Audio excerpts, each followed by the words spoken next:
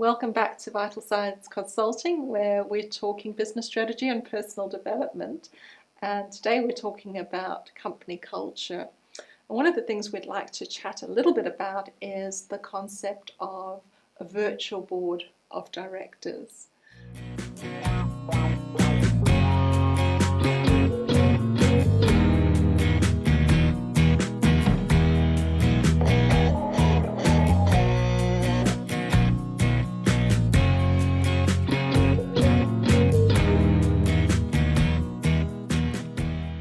So depending on your business model, you may or may not have access to experts in other fields that could really contribute to the smooth running of your business.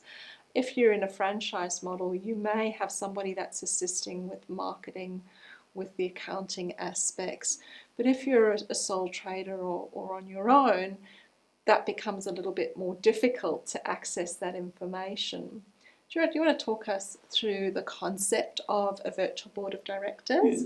I think when you're in business, it can be very lonely, especially when you're one owner and you have staff to manage. But we all have people around us that support us, like your accountant, your IT person, human resources. And what we started doing with our clients is that we actually pull these people in much closer into the business. But again, you need to know your purpose, your values, so you can tell these board of directors, this is what I'm about, this is where I'm on my way to, but I need support. So if we have the accountant and the HR person, the IT, everybody in a room, and say, guys, this is what I need, this is my business model. And then the accountant can say, but you know what? This is actually going to cost you a lot of money when you're going to start making money in profits. Then the IT person can come and say, but you know what? If you get to that stage, this is the type of technology we're going to need. And the HR person can say, well, I don't think any of this is relevant because this is what's going to happen to your business when you have more than 20 or 30 people. All these people work together to get you to your goal. We get extremely good results when they start brainstorming because you have this brilliant idea in your head and it's on paper, it looks really good. And it takes just one account and say, but did you think about this? When you're going to get to this stage, where's the capital come from? Or if you're going to make $100,000, where's the money going to go? Is it going to go on the new 4x4, the new swimming pool, the jet ski? Or will money go aside that when we get to that growth phase, that is capital to do that? So suddenly we have a financial planner involved as well now. So what are you going to do with your profits? It's just easy when the money is in the bank to say, well, maybe it's okay to spoil myself and say thank you for my hard work. But when there's a plan and a financial planner help you to put all of that into place, there's a plan, there's a route, and everybody knows where we're on our way to. I think something that's really important there, particularly for those of us that are in the health field, and we're very good at what we do in the clinic, but we perhaps don't have that business background. It's very easy in your own mind to segment all these different resources that you've maybe outsourced aspects to. So you know that you need an HR person who can look over your contracts and deal with that legal side of hiring people. You know that you need an accountant and you're going to get certain reports from him once a year. But I think many of us don't realize the additional value that people can bring to our business. And I think many of us don't think about getting them all in the same room. How do you find the accountants and IT professionals feel about coming in and having a joint conversation? I think some of them are nervous. Okay. The fact that suddenly they have to contribute and give advice. The one success story is that the practice decided to go on to NBN and didn't consult IT immediately. They've done the NBN and NBN went down and there were no backups. Oh dear. So now the question is, when we go into is, if you go to NBN, what is the backup? Do you have a for example, a Vodafone that you connect in that checks that if NBN goes down, we go to the backup system. So it's that type of questions. What I do find with some of the accountants is they can't understand, why do you want these figures? Why do you want a cash forecast? And then to me, that's an immediate sign that we need to replace that accountant. Because if you don't understand that we need to have the finger on the pulse of our business, then you're not the right person to be on this board. And twice now we had to replace accountants, which is, sometimes the practice had a relationship for a very long time. Yes. But I think what happens as well is that the practice can outgrow their accountant or their IT or their HR. Yeah. So it's also important that you have the right caliber person on your board of directors. Yeah. And I think this is where it is really useful to have a business strategist or a business coach who can facilitate this meeting, because as a practice owner or a business owner, you know your why, you know where you're going, but sometimes you need someone who can help you understand how all of those people working together as a team is going to get you to that outcome. Yeah, but also the knowledge. They say a clever person learns from his mistakes, but a genius learns from other people's mistakes. So when we come in to come and consult, we bring knowledge and lessons learned from other practices to help you so you don't make the same mistake. So when we go into that meeting, we can ask the right questions. Because there's also a saying, you don't know what you don't know. So by asking the right questions, I think you can get to the point much quicker and then get everybody on board on where you want to go. And it is also a learning for the other people in the room. Suddenly the accountant learns something about IT. Yes. So yes, I think it's a learning process for everybody. Yeah. And I'm just thinking, a lot of people might be listening to this and going, well, what on earth does this have to do with company culture? But I think the seamless flow of work, having an IT system that is reliable, having systems and backup plans in place, all of that goes to your employees feeling that you really care, that you do value their time, that you're trying to minimize frustration. I think most of us have been in situations where if we're dealing on a very slow system that's really slowing down our entire day, you're left feeling like, does the boss actually know what you're going through on a daily basis? So having all of these things in place really plays an important role in company culture as well, and having people felt that their time and their skills are respected. But again, also, if the staff contributes, the manager can bring that to the table.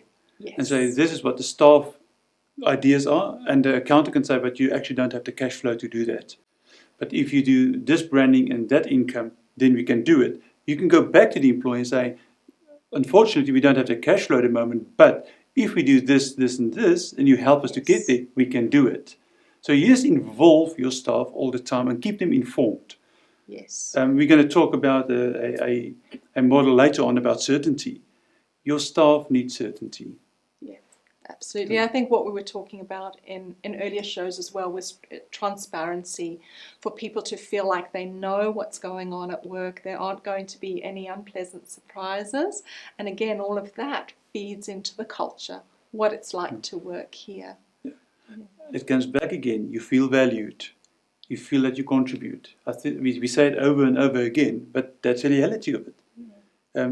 If in a toxic environment, those people don't have a voice. They go home, and I think that's when you get exhausted, you get negative people, and unfortunately they take that home to their families. Not good. I think it's a responsibility of each business owner to look after their staff and set a culture where people feel valued. We'd love to hear your thoughts on culture. Please leave your comments on YouTube. We'd love to hear your thoughts on company culture.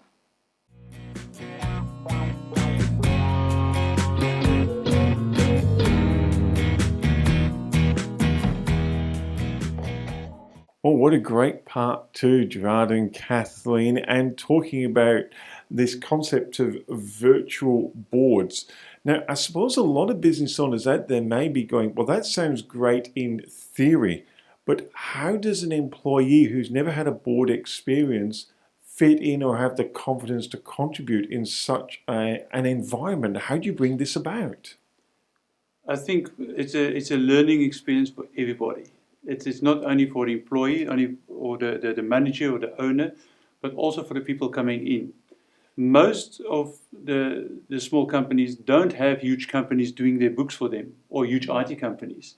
So the people that come in is also from smaller companies. So it's a learning curve for everybody. But the knowledge put together is so powerful, because everybody can give input and see something that you might not have seen.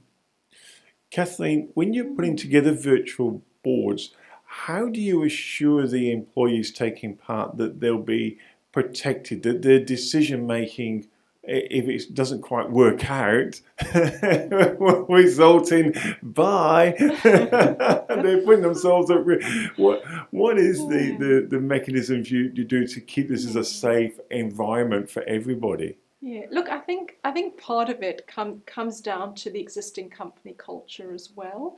If you're working in a company where you promote the idea of people giving input, promote the idea of accountability, where it's okay to make a mistake, you just need to admit it, be honest, and we'll find a solution for it.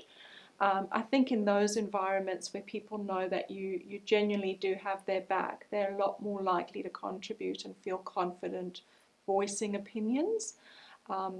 So I think part of getting to that point of introducing a virtual board, we've gone through the why, we've gone through the values. We're sort of at a point where there is that. It's almost a trust really to take that next step, because the idea of a board is quite a foreign concept to small businesses. And as you say, at the end of the day, what's usually happening is it's a lot of small businesses together that are having to step outside a comfort zone in many ways and into a new role where they're providing advisory services and maybe not just the task you've outsourced. Now, Gerhard, I know you're a great big fan of innovation. You believe that companies must be innovative. Do you believe that this is a new trend, or this is a great mechanism, having a virtual board to help companies innovate when they may have just been stuck and not be able to see the wood for the trees?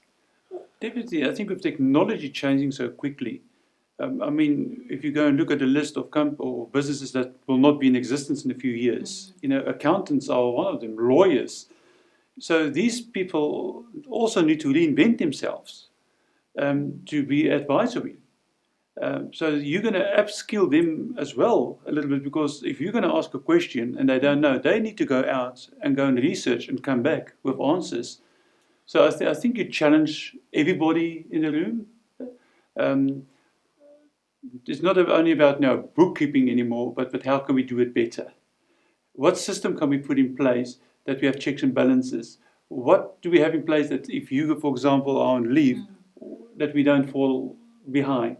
It's all those type of questions that you ask, and you actually upskill them in the same time.